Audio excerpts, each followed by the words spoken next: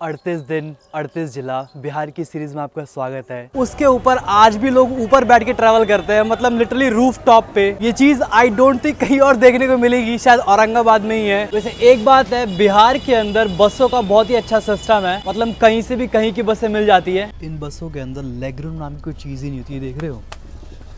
यहाँ पे दो पैर भी नहीं आ पा रहा ढंग से। बस में ऐसे धम धम मारो और हॉर्न बजाओ, ऐसा एक्ट करो कि बस तुम निकल ही रहे हो, मतलब तुम जा ही रहे हो। और उसके बाद भी आधे घंटे तक बसें खड़ी हैं। कलाकंदे है ना? हाँ, कलाकंद। वैसे जब से मैं बिहार में आया हूँ, मुझे चाट कुछ ज़्यादा ही पसंद आने लगी है। यहाँ की लोकल मिठाई है जो दूध से बनती है। भारत में बहुत सालों पहले बाल विवाह करके एक चीज़ होती थी, जहाँ पे लड़के या लड़की का एज नहीं देखा जाता था और उनकी शादी करा दी जाती थी। आज भी कुछ लोग हैं जो कोशिश करते हैं शायद ऐसा कुछ करने की। या सब मुझे एक स्पाई के तरीके से देख रहे हैं, जैसे मैं कोई स्पाई हूँ। जितनी भर सकता अपने फटफटिया पे 4, 5, 6, 10 और लेके जा रहा है। समय जब होता है ना, तो यहाँ पे सब बालू यहाँ से व्यापार के माध्यम से सब बिक्री होता है।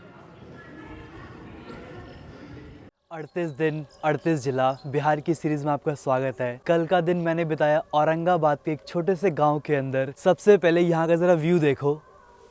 यहाँ पे इतनी ज़्यादा ओस है कि मतलब ओस की एक मोटी सी चादर फैल गई है यहाँ पे, और कितना सुंदर लग रहा है ये। वैसे कल की रात मैंने करी कैंपिंग उस मंदिर के अंदर जहाँ पे गया जी से पहले भी पिंडदान करने की प्रथा है। मतलब पहला पिंडदान यहाँ पे होता है, उसके बाद जाके लोग गया जाते हैं पिंडदान करने के लिए। फिलहाल मैं जा रहा हूँ बस स्टैंड, यहाँ से बस लेनी है अपने अगले जिला अरवल के लिए।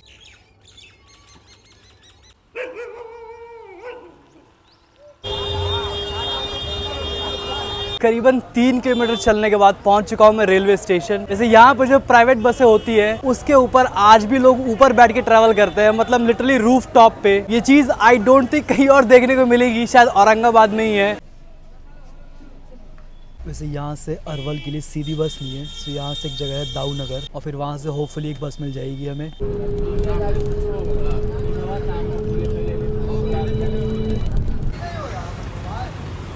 करीबन 50 रुपए दे के बहुत ही आराम से पहुंच चुका हूं मैं दाऊद नगर। यहाँ से बसें चलती हैं अरवल के लिए। वैसे एक बात है, बिहार के अंदर बसों का बहुत ही अच्छा सिस्टम है, मतलब कहीं से भी कहीं की बसें मिल जाती है। तो फिलहाल बैठते हैं इस बस के अंदर और पहुंचते हैं अरवल तक। फिलहाल ये करीबन टिकट है 70 रुपए की। यहाँ से करीबन 37 किलोमीटर दूर है, मतलब अधिकतम 1 घंटा लग सकता है। इन बसों के अंदर लेग रूम नाम की कोई चीज़ ही नहीं होती है, देख रहे हो।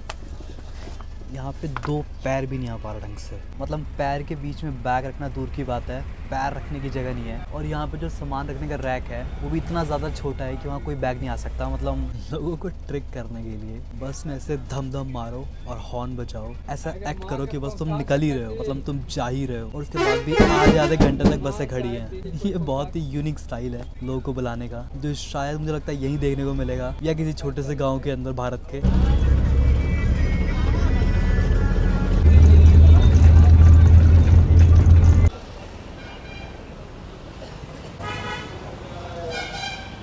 करीबन 1 घंटे बस में बैठने के बाद फिलहाल मैं पहुंच चुका हूं अपने 17वें जिले। ये है अरवल, और ये दूसरा जिला है शिवहर के बाद जहां पे ट्रेन लाइन नहीं है, तो यहाँ आने के लिए आपको बस का इस्तेमाल ही करना पड़ेगा। वैसे ये भी one of the smallest district है बिहार के अंदर। और मेरे साथ है समीर भाई। समीर भाई, कैसा है आपका ये अरवल जिला, कुछ बताओ इसके बारे में। बहुत ठीक है अरवल जिला, यहाँ का सब लोग बहुत अच्छे में रहते हैं। यहाँ का लोकल फूड क्या है वैसे? बर्गर ठीक लगता है। बर्गर? बर्गर तो अमेरिका का है, यहाँ का थोड़ी है। छोला भटूरा डन। छोला भटूरा फेमस है यहाँ का। तुम्हारा नाम क्या दोस्त? जुनैद भाई। तो जुनैद भाई कह रहे हैं छोला भटूरा। वैसे यहाँ की लोकल मिठाई का नाम है कलाकंद। करीबन पेड़ा या बर्फी जैसा होता है। भूख काफी लगी है, सुबह से कुछ नहीं खाया, तो चलते हैं पहले कुछ खाते हैं, फिर चलते हैं नदी के पास, एंड शाम को एक कैंपिंग स्पॉट भी ढूंढना हमें। ये यहाँ की लोकल मिठाई, ये है कलाकंद। कलाकंद है ना? हाँ, ये कलाकंद। वैसे जब से मैं बिहार में आया हूँ, मुझे चाट कुछ ज़्यादा ही पसंद आने लगी है। तो मैंने लिया 2 समोसे का चाट और ये कलाकंद। यहाँ की लोकल मिठाई है जो दूध से बनती है, स्वादिष्ट लग रही है देखने में। खा के देखते हैं कैसी है।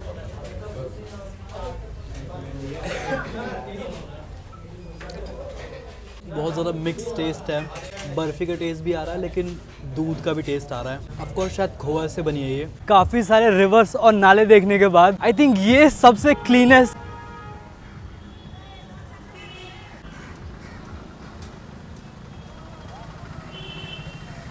अरे का बात बा हो, एजा तो मेला लागल बा, बट ये जाइंट नहीं है तो मैं इसको जाइंट व्हील नहीं बोलूँगा।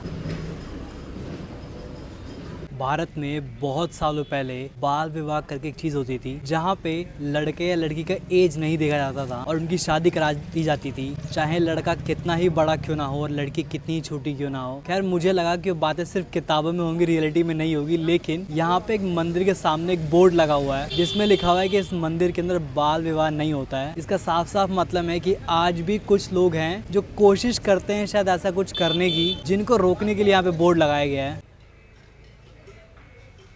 फिलहाल मैं हूँ सोन नदी के तट पे स्थित इस मंदिर के अंदर। इसका नाम है सन टेम्पल यानी सूर्य मंदिर। कुछ ऐसा है मंदिर। यहाँ मूर्ति लगी है बाबा देवदास की।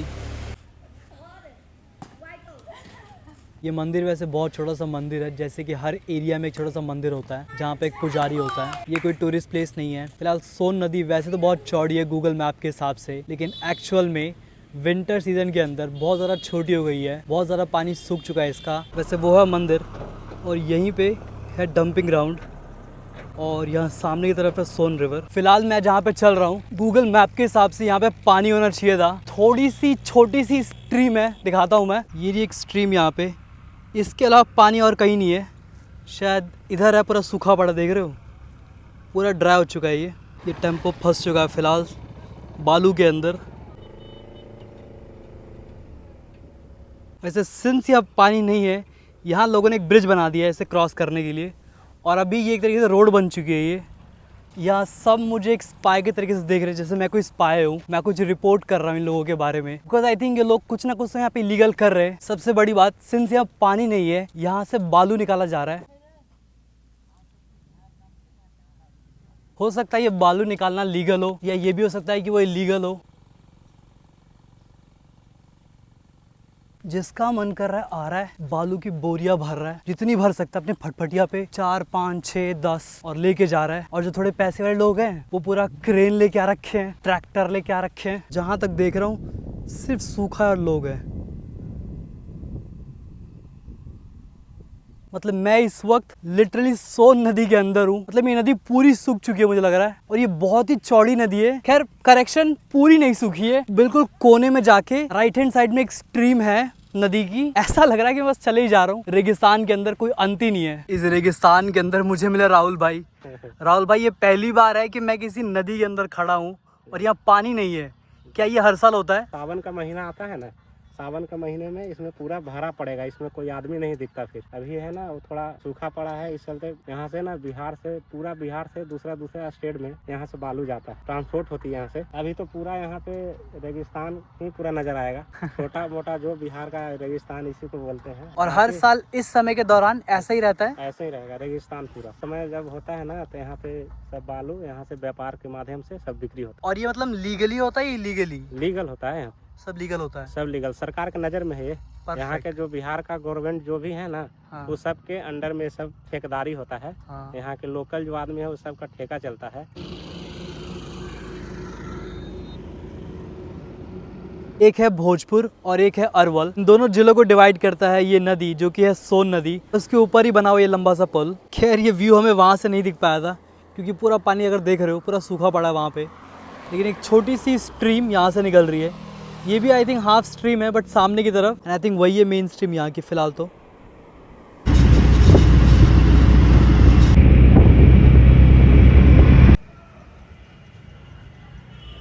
स्वागत है बिहार के बालाजी टेम्पल के अंदर, जैसे आपको आंध्र प्रदेश के अंदर देखने को मिलता है। और ये काफ़ी ज़्यादा सुंदर है, बट ये अभी कंस्ट्रक्शन फेज में है। लेकिन मुझे पक्का पता बनने के बाद ये बहुत सुंदर होने वाला है। इस मुख्य द्वार से आने के बाद शायद यहाँ भी एक द्वार बन रहा है।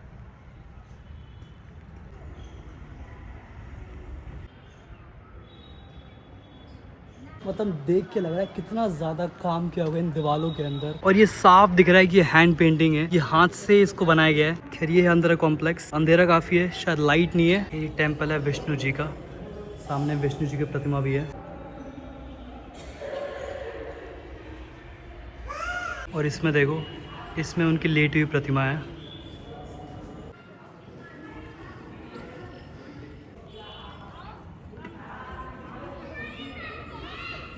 लिटरली अभी भी स्प्रे कर रहे हैं इसके ऊपर और पेंट कर रहे हैं उससे। कितनी मेहनत लग रही होगी यार इन कामों को करने में, लेकिन ये है रिजल्ट आपके सामने। मतलब उनकी मेहनत से ये चीज़ें पॉसिबल हो पाती हैं। क्या ही बुरी किस्मत है मेरी, मैं इतने सुंदर मंदिर में शॉट्स ले रहा था और तभी मेरा फोन डेड हो गया। मेरे दोनों पावर बैंक खत्म हो रखे हैं, मतलब फोन और दोनों पावर बैंक एक साथ ही खत्म हो गए। फिलहाल वहां से करीबन 30 रुपए का रिक्शा लेके मैं आया हूँ अरवल, और वहां से करीबन 700 मीटर चलने के बाद मुझे मिला एक होटल। होटल का बेड काफी बढ़िया है, काफी कंफर्टेबल है। अगर तुम अरवल आ रहे हो तो आई थिंक ये होटल तुम जरूर पिक कर सकते हो। ये शहर वैसे काफ़ी ज़्यादा छोटा है और बहुत ज़्यादा ऑप्शंस देखने को नहीं मिलते। होपफुली कहीं बिरयानी मिल जाए, बहुत दिनों से मैंने बिरयानी नहीं खाई है। वैसे biryani is one of my favourite food. So ये है कोलकाता स्टाइल बिरयानी। इसका मतलब इसमें एक आलू है, एक अंडा है और आई थिंक चिकन भी है। ये लिटरली वही है जो मैंने सिलीगुड़ी में खाया था या जो आपको कोलकाता में मिलता है। कुछ ऐसा रेस्टोरेंट है ये, फुल चमकीला। खैर यही होने वाला है मेरा डिनर। इसके बाद मैं जाके सोऊंगा। खाते हैं, चलते हैं होटल, फिर फिनिश करते हैं ये व्लॉग।